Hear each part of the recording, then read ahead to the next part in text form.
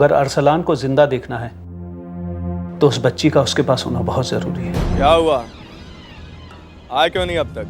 बस निकल ही रहा हूँ। माल ला रहे हो ना? हाँ।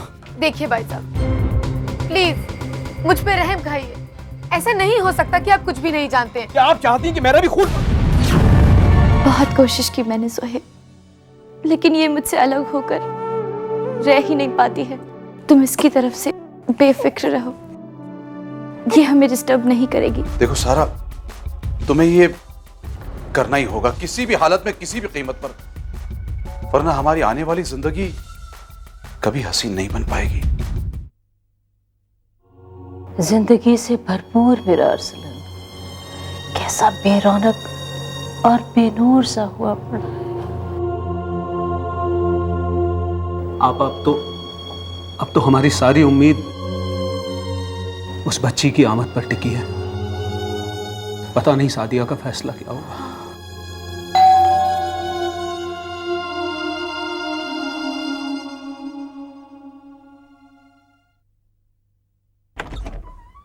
आइए आइए। अस्सलाम वालेकुम। वालेकुम अस्सलाम। लाइए बैग मुझे दीजिए। शुक्रिया, मैं आप ही को याद कर रहा था। आइए आइए बैठिए। अस्सलाम वालेकुम।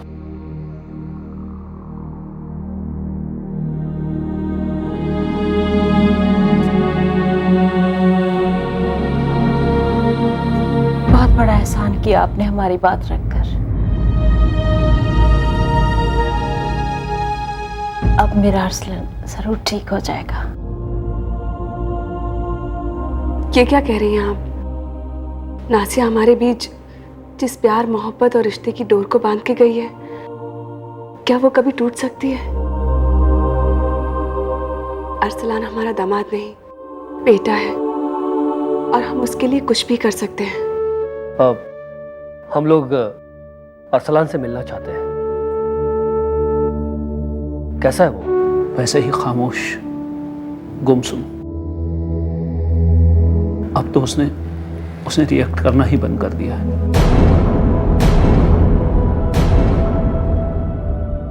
ऊपर सो रहा है, आइए देख लीजिए।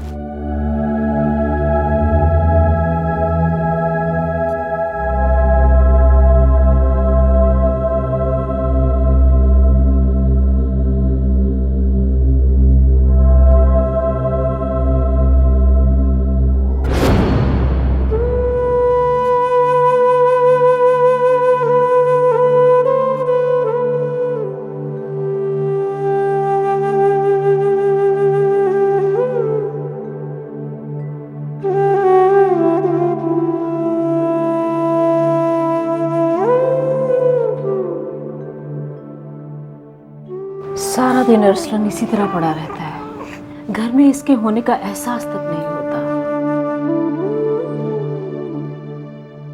देख रही हो नाजिया, अरसलान का क्या हाल हो गया है। तुम्हारी जुदाई में कितना चाहता है तुम्हें। क्यों चली गई? क्यों चली गई हमें छोड़ के? क्यों चली गई?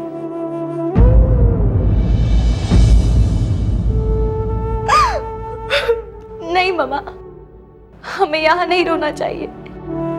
अरसलान भाई को पता चल गया तो उन्हें कितनी तकलीफ होगी। सादिया बिल्कुल ठीक कह रही है नीलू। अरसलान की तबीयत ठीक नहीं है, हमें इन्हें आराम करने देना चाहिए। चलो चलते हैं यहाँ से।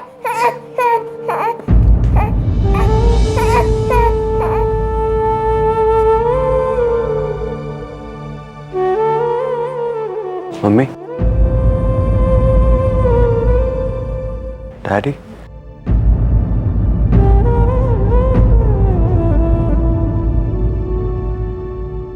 अरसलान बेटा, कैसे हो बेटा? कैसे हैं जीजू?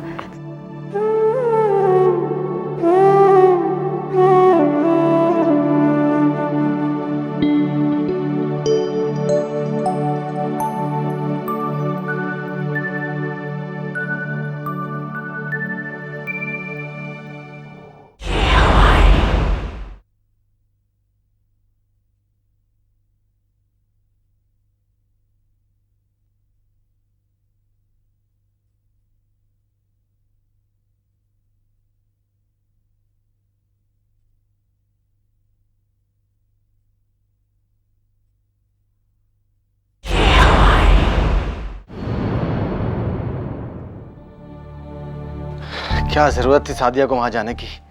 सारी जिम्मेदारियां उसी ने क्यों उठा रखी हैं?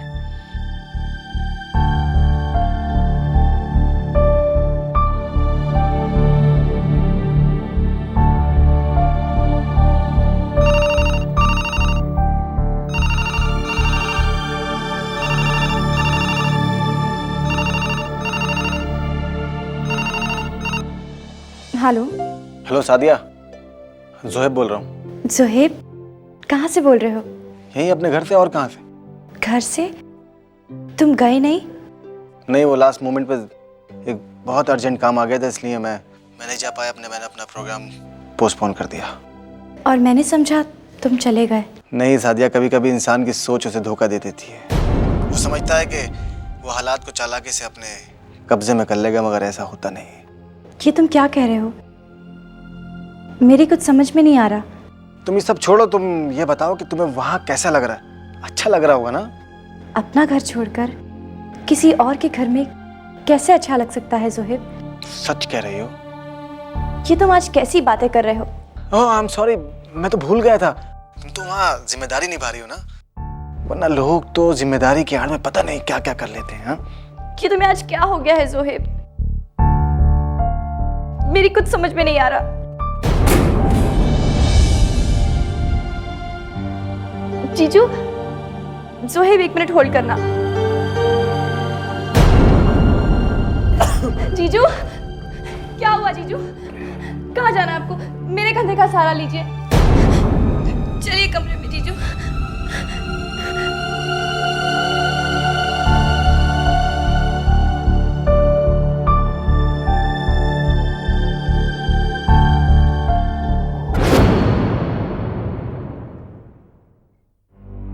आइए भाई साहब।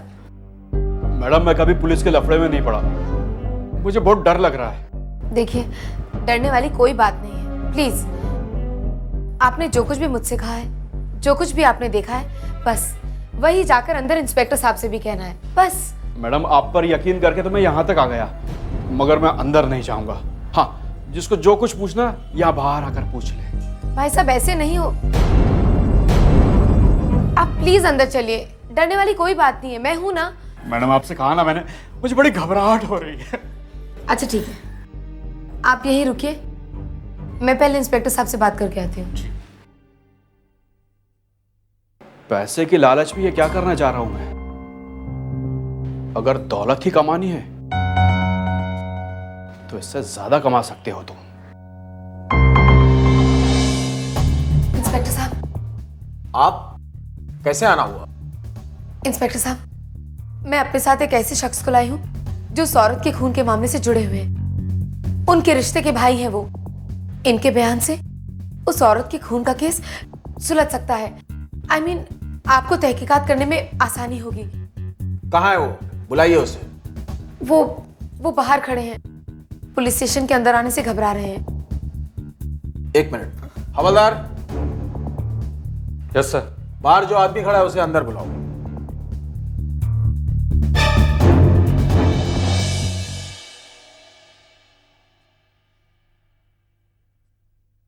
चलिए, अंदर आपको साहब ने बुलाया है। मुझे? हाँ, आपको। चलो। एक बात बताएंगे आप इस केस में इतना इंटरेस्ट क्यों ले रही हैं?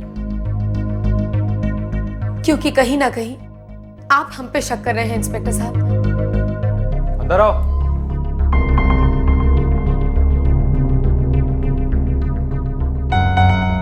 भाई साहब, आप इन्हें सब कुछ बता दीजिए। क्या बता दूं मैडम? जो कुछ भी आपने मुझसे कहा था वो इनसे कहिए। मैंने आपसे क्या कहा? आपने और आपकी मरहूम बहन ने जो कुछ भी देखा था वो इन्हें बताइए ना। 1 मिनट। क्या उस औरत के रिश्ते के भाई हो तुम? जी साहब। क्या जानते हो तुम तुम्हारी बहन के कत्ल के बारे में? जी नहीं साहब, कुछ नहीं जानता। ये तुम क्या कह रहे हो? देखो, घबराने की कोई बात नहीं है। जो कुछ भी तुमने मुझसे कहा था वो इन्हें साफ साफ बता दो। जो कुछ भी तुमने देखा था वो सब बता दो। जब मैंने कुछ देखा ही नहीं तो मैं क्या बताऊं साहब? तुमने और तुम्हारी बहन ने उन दो लोगों को लाश को ठिकाने लगाते हुए देखा था ना? और उन लोगों की नजर तुम्हारी बहन पे पड़ गई थी। यही कहा था ना तुमने मुझसे? और ये भी कहा था कि अगर तुम उन लोगों को देखोगे तो पहचान जाओगे। प्लीज ये सब कुछ इन्हें बताओ ना। इंस्पेक्टर साहब, ये मैडम ही मुझे सिखा पढ़ाकर यहाँ लाई हैं और बदले में एक मोटी रकम देने की लालच भी नहीं। उसी लालच के चलते मैं यहाँ चलकर आ गया साहब। अब झूठ बोलकर रकम की लालच में फंसना नहीं चाहता। इंस्पेक्टर साहब, ये इस वक्त झूठ बोल रहा है। ये सच है कि मैंने इसे रकम देने का वादा किया था, लेकिन बस कीजिए। मैंने दी हुई रियायतों का गलत इस्तेमाल मत कीजिए, वरना केस खुलने से पहले ही आप मुजरिम साबित हो जाओगी। आप जा सकते हो, जाओ, और आइंदा किसी की बातों में मत आना।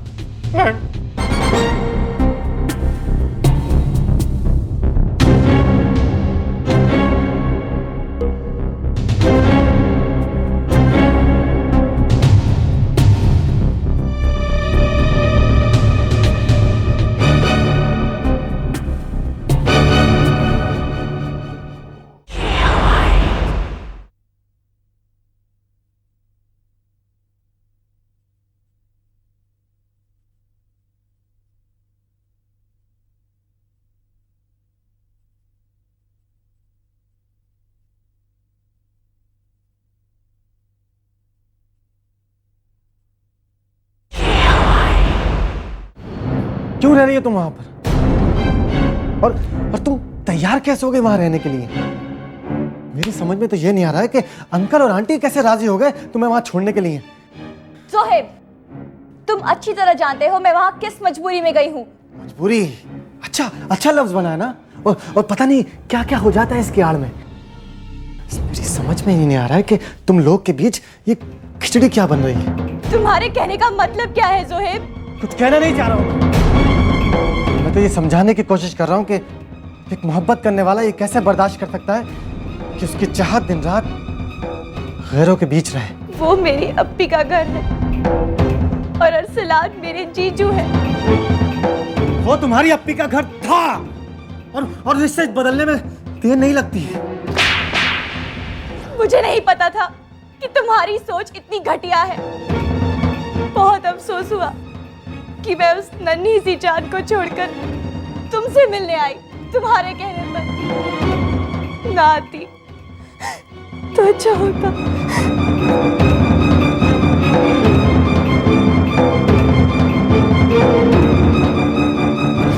चुप हो जा। क्या हो गया? कहाँ चले गए ये लोग? चुप। गुड़िया को भूख लगी है, मैं अब भी बनाता हूँ। मैं अब भी दूध बनाता हूँ अपने गुड़िया के लिए। अभी चुप। अच्छा हुआ सादिया तुम आ गई। जब से तुम गई हो तब से ही रो रही है। मम्मी डैडी भी घर पे नहीं है। थैंक गॉड तुम आ गई। ये लो। सॉरी मैं लेट हो गई। नहीं बेटी, अब आप कैसा फील कर रहे हैं? Feeling better. लेकिन अभी भी आप पूरी तरह से फिट नहीं हैं। अभी आप में ताकत आना बाकी है। सादिया, तुम कितना कुछ कर रही हो ना हमारे लिए। तुम्हारी जिंदगी की आज़ादी बिल्कुल छिन सी गई। तुम्हारी इस कुर्बानी का एहसान पता नहीं मैं कैसे चुकाऊंगा। ये एहसान नहीं है जीजू, मेरा फर्ज है। और अब इस बच्ची से बढ़कर मेरे लिए कुछ नहीं है। इस बच्ची की परवरिश मेरे ही हाथों होगी, चाहे इसके लिए कोई कुछ भी कहे या कुछ भी सोचे।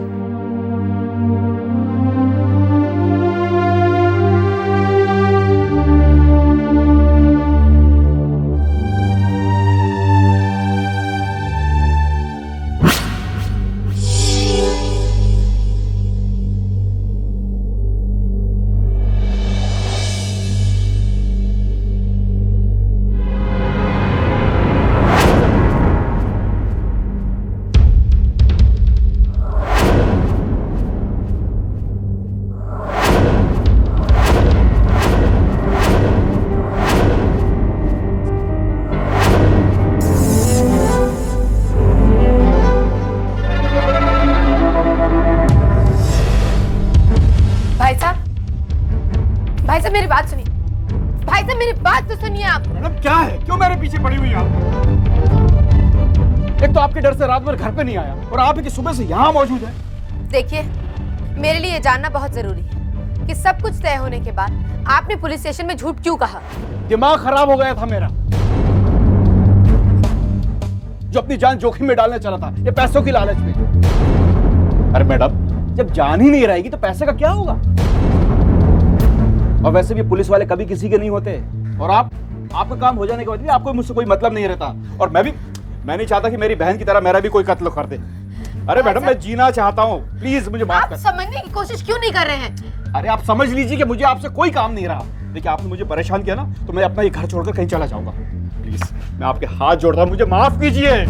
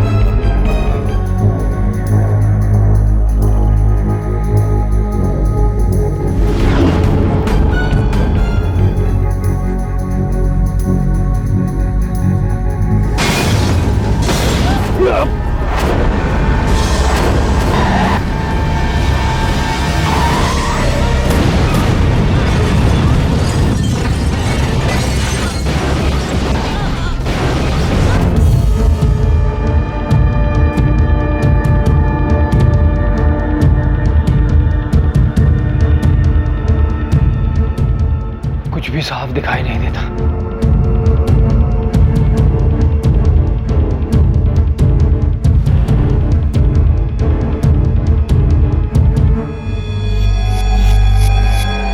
सारा, सारा, मैं खुद ही ले लेता हूं।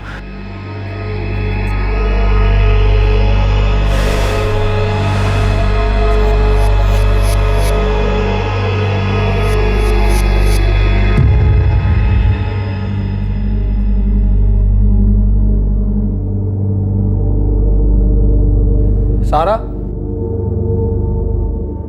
सारा, पता नहीं कहां चली गई।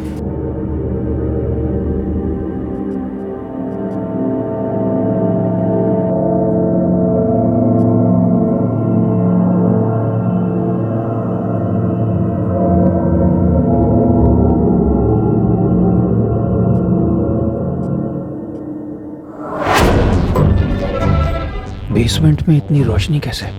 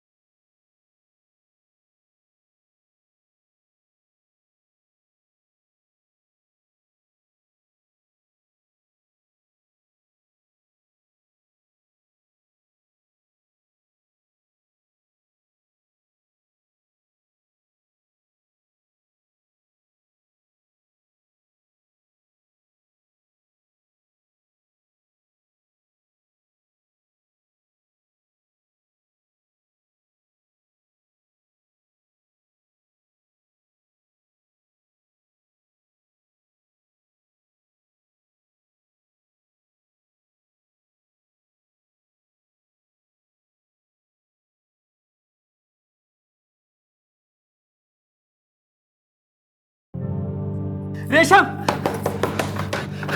शाहिद, शाहिद, रेशम, रेशम, रेशम, मैंने अपनी लाश देखी है, मैंने अपनी शक्ल की लाश देखी है। रेशम, रेशम, शाहिद, रेशम, शाहिद, तुम क्या, शाहिद, ये तुम क्या कह रहे हो शाहिद? हाँ रेशम, मैंने अपनी शक्ल की लाश देखी है।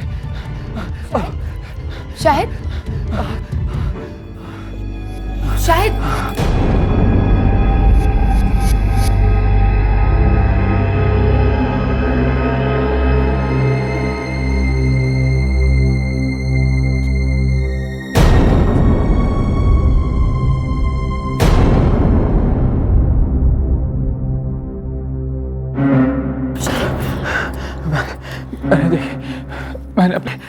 मैंने अपनी शक्ल की लाश देखी है रेशम।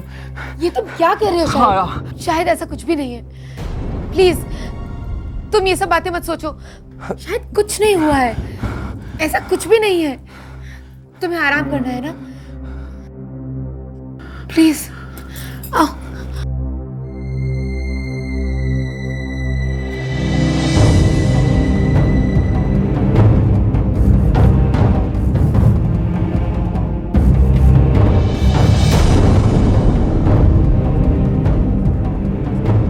मामा, ये क्या हुआ?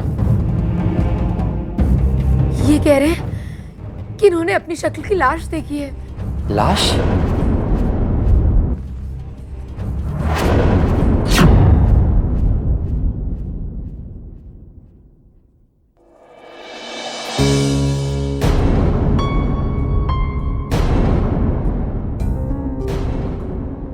रुक जाओ हारान, खुदा के लिए मेरी बात सुनो।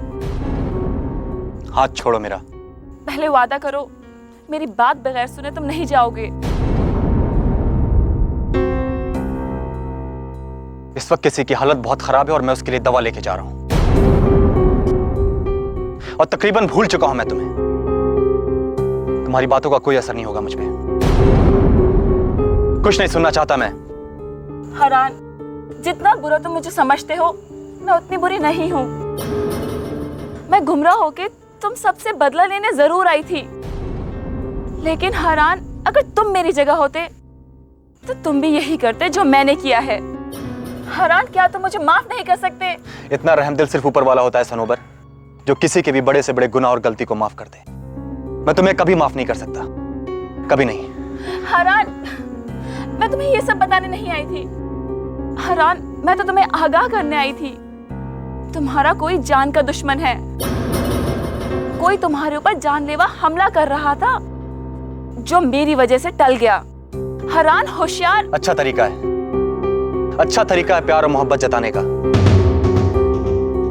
मुझ पे अब इन बातों का कोई असर नहीं होगा सनोबर। तुम मेरा यकीन खो चुकी हो। हारान,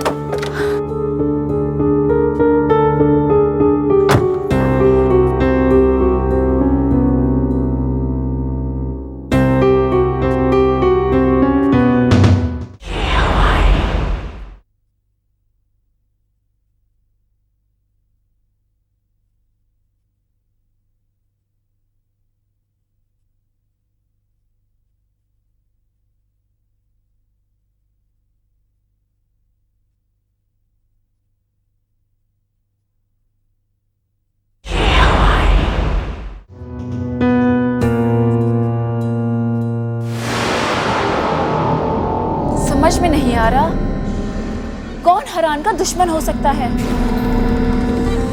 हारान तो कितना नेक दिल और मिलनसार है, तो भला कोई उस पर जानलेवा हमला कैसे करेगा या करवाएगा? सीधी सी बात है सनोबर, अगर हारान का कोई दुश्मन नहीं तो जरूर उसकी मौत से किसी को फायदा है। फायदा? भला हारान की मौत से किसी को क्या फायदा हो सकता है? तुम अगर मेरी तरह जोड़ तोड़ में माहिर होती सनोबर, तो ये सवाल न पूछकर सीधे उस आदमी का नाम लेती जिस पर मुझे शक है। शक? किस पर शक है आपको? राहिल पर। राहिल? राहिल हारान को क्यों मारना चाहेगा?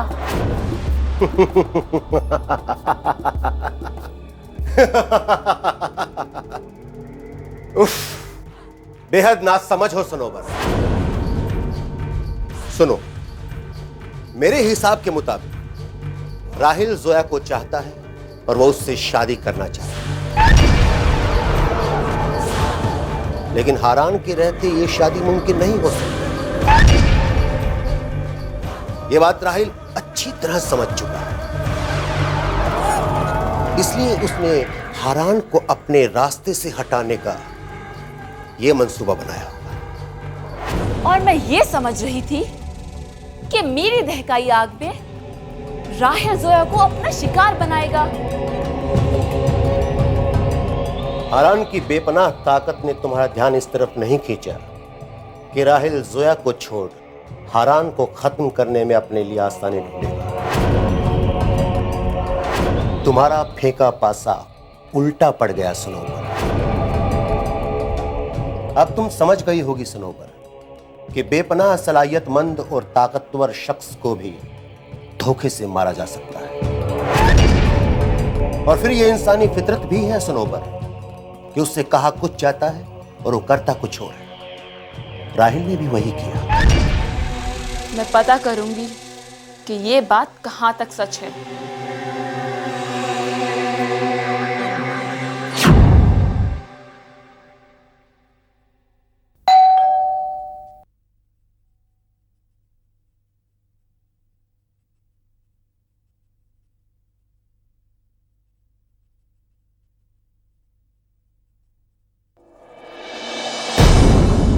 तुम नाराज मत हो जोया। आज ना ही मैं तुमसे अपनी मोहब्बत की भीख मांगने आया हूं और ना ही अपनी शादी की रजामंदी की जिद करने। मैं तो बस आखिरी बार तुमसे मिलकर अपनी हर गलती की माफी मांगने आया हूं। मैं बहुत शर्मिंदा हूं जोया, बहुत शर्मिंदा हूं।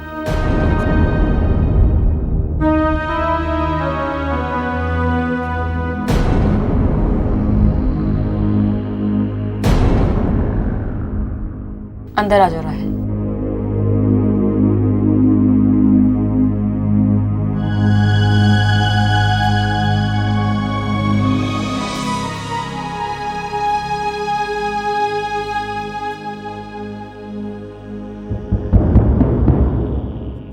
ये लो जोया, हमारी मोहब्बत की निशानी।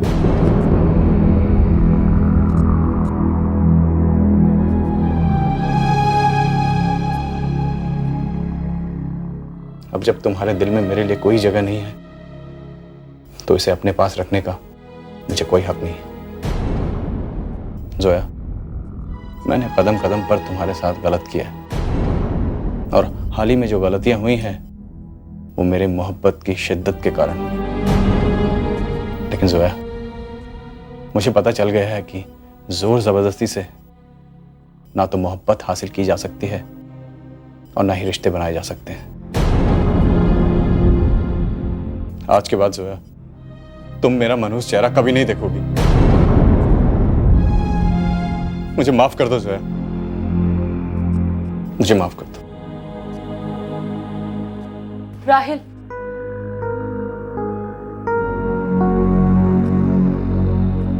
राहिल, वक्त के साथ साथ हालात बदल जाते हैं और हालात के साथ साथ जज्बात भी। तुमने मेरे साथ जो कुछ भी किया उसे लेकर मेरे दिल में कोई मलाल नहीं है और मुझे पूरी उम्मीद है कि तुम मेरी मजबूरी को समझोगे।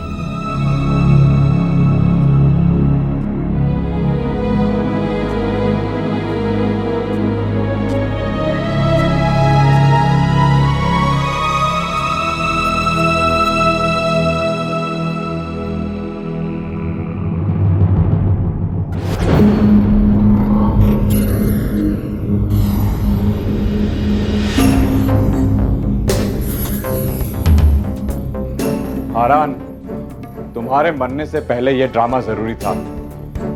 जोया मेरी थी, मेरी है और हमेशा मेरी रहेगी। इसने तो हथियार डाल दिए। अभी की बात से तो नहीं लगता कि इसने हरान पर जानलेवा हमला कराया होगा। नहीं, जल्दबाजी में मैं कोई नतीजा नहीं लूंगी।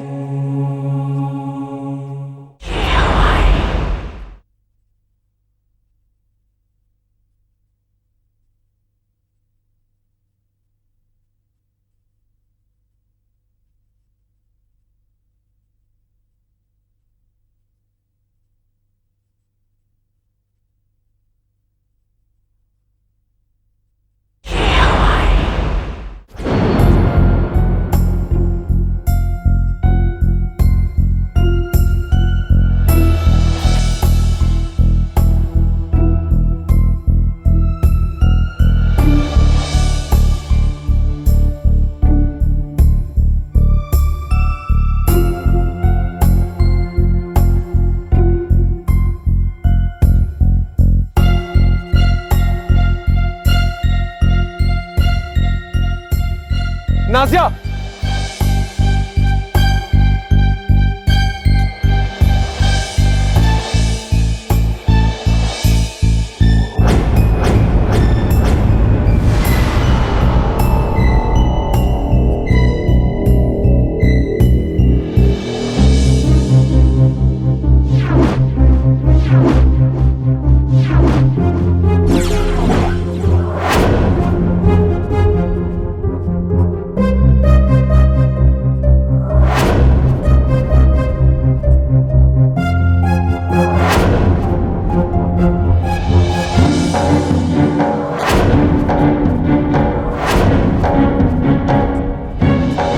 नाजिया, रुक जाओ नाजिया, खुदा के वास्ते रुक जाओ। हम ये एतबार कर चुके थे कि तुम जिंदा नहीं। हमें क्यों जहन्नुम की जिंदगी जीने पे मजबूर कर रही हो नाजिया? क्यों क्यों भाग रही हो? मैं कुछ नहीं बता सकती। नाजिया, मुझ पर यकीन करो, मैं सब कुछ ठीक कर दूंगा। नाजिया प्लीज। मैं कुछ नहीं बता सकती। नाजिया!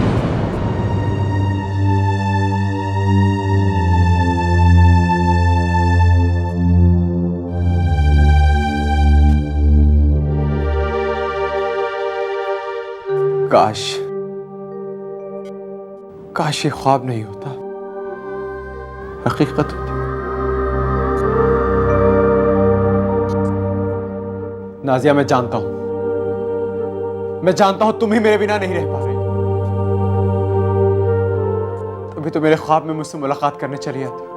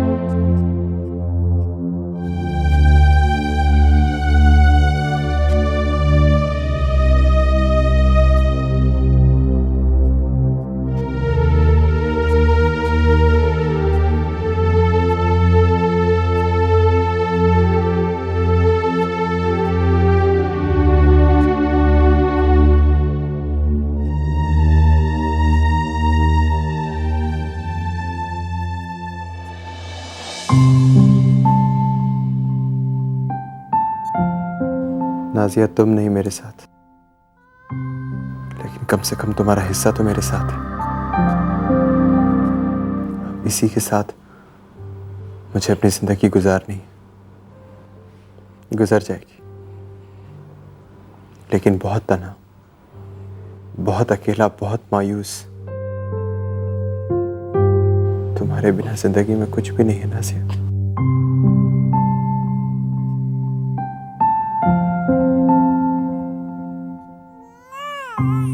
नहीं बेटा, नहीं नहीं। लाइए, मुझे दे दीजिए। तुम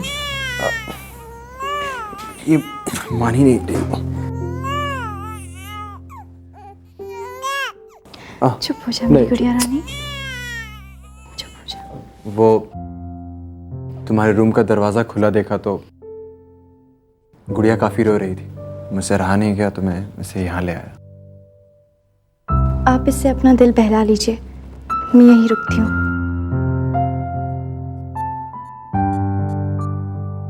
ओ पापा के पास आएगी? हाँ?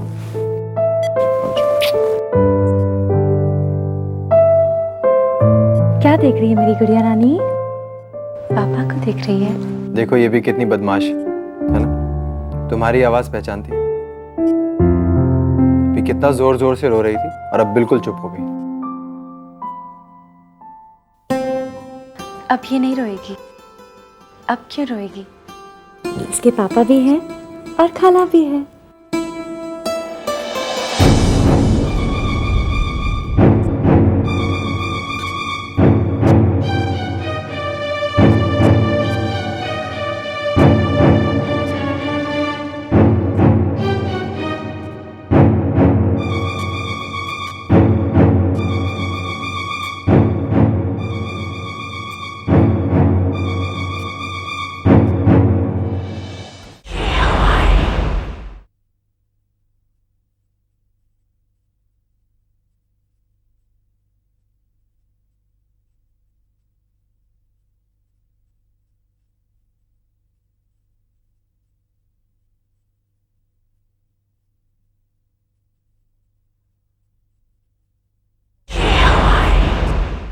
इम्पॉसिबल। कोई भी लाश को अपने घर में क्यों रखेगा? और आपके हिसाब से लाश आपकी अपनी शक्ल की थी? इंस्पेक्टर साहब, हमें पूरा यकीन है कि ये हमारे शाहिद ही हैं, जिन्हें वो सारा अपना समीर समझ रही है। तो फिर समीर कहाँ है? एक बार इस नजरिए से भी तो सोच के देखिए। इंस्पेक्टर साहब, मेरे वहां जाने का मकसद सिर्फ अपने एहसास को टटोलना था, मगर वहां मुझे रत्ती भर भी जुड़ाव महसूस नहीं हुआ। सारा की बातों में कितनी सच्चाई है ये जानने के लिए मैं शायद वहां कुछ और वक्त रुकता, अगर मैंने वो अपनी शक्ल की लाश ना देखी होती तो। भाई इंस्पेक्टर साहब, अगर आपको उनकी बातों पर यकीन नहीं है तो आप खुद वहां जाकर तस्दीक क्यों नहीं कर लेते हैं? हाँ इंस्पेक्टर साहब, हमारा शाहिद कभी झूठ नहीं बोलता। आप वहां जरूर जाइए ताकि दूध का दूध और पानी का पानी हो सके। मुझे शक इसलिए हो रहा है कि इससे पहले मैडम रेशम मुझे गुमराह करने की कोशिश कर चुकी है। मेरी मम्मा ने आज तक ना किसी को गुमराह किया है और ना वो गुमराह करेंगी। आपको समझने में भूल हुई है।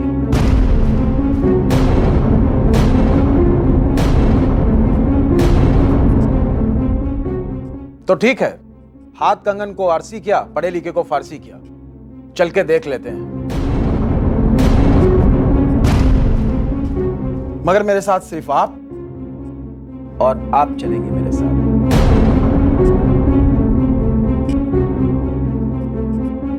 अरे मुझे क्या पता, मैं तो थोड़ी देर के लिए घर से बाहर गई थी। जब वापस आई तो देखा कि वो घर पर ही नहीं है। अब मैं क्या करूं? लगता है कोई आया है।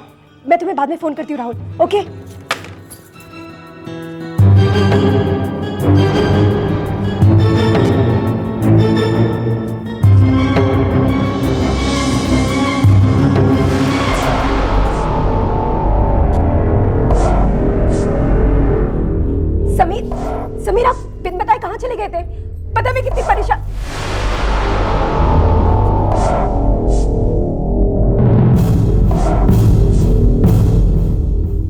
इंस्पेक्टर साहब, आप यहाँ समीर के साथ कैसे? सारा मैडम, पहले अंदर आने दीजिए, फिर समझना और समझाना होगा। प्लीज। चलिए।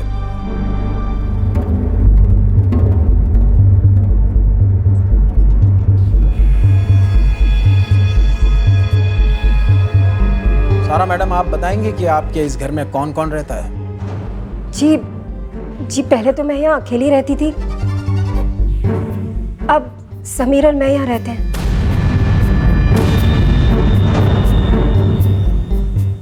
मतलब आप दोनों के अलावा इस घर में और कोई नहीं रहता है? जी हाँ। मगर क्यों? सच कह रही हैं आप? क्या मतलब है आपका? मतलब यह है कि आपके इस घर के अंदर आपने कोई लाश तो नहीं रखी हुई है? लाश? ये आप क्या कह रहे हैं इंस्पेक्टर? ये मैं नहीं कह रहा हूं मैडम, इन साहब का कहना है कि इन्होंने अपनी शक्ल की एक लाश देखी है घर में।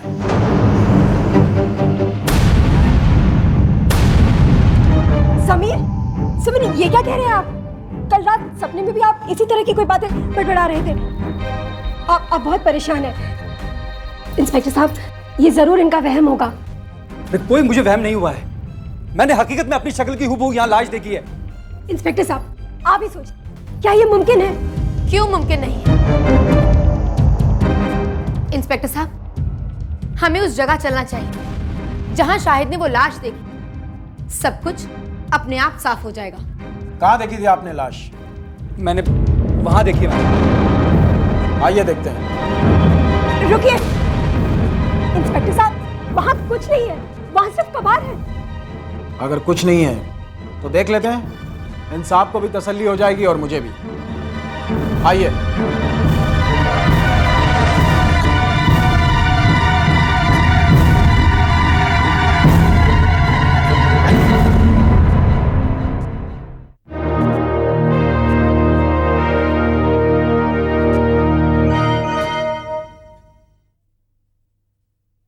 कुछ नहीं कहा मुझसे किसी ने, मैं सच कह रहा हूं, मैंने अपनी शक्ल की डेड बॉडी यहां देखी है। मेरी बात पर कोई यकीन करे या ना करे, वैसे भी मैं इस घर में रुकने वाला नहीं। मुझे जो महसूस करना था मैं कर चुका हूं।